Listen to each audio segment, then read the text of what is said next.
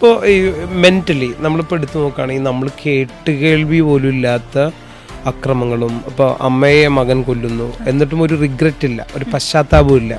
അതേപോലെ ഈ കൊലപാതകങ്ങളൊരു ഹോബി ആയിക്കൊണ്ടിരിക്കുന്നു. അതേപോലെ ഡിവോഴ്സ്, ഇപ്പോൾ പെൺകുട്ടികളായാലും ആൺകുട്ടികളായാലും മാരേജിനെ കുറിച്ച് ചിന്തിക്കുന്നേ ഇല്ല, അങ്ങനെ ഒരു ലൈഫേ വേണ്ടെന്നാണ്. അപ്പോൾ സോഷ്യലി തന്നെ വലിയൊരു മാനസികമായിട്ടൊരു ട്രാൻസ്ഫോർമേഷൻ സംഭവിച്ചുകൊണ്ടിരിക്കുക.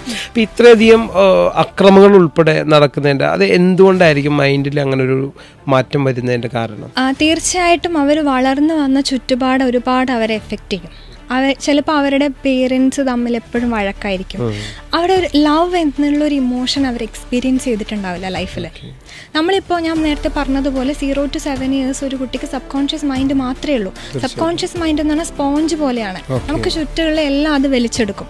അപ്പോൾ നല്ലൊരു ക്വാളിറ്റി ലൈഫ് അവർക്ക് ചൈൽഡ്ഹുഡിൽ കിട്ടിയിട്ടുണ്ടാവില്ല.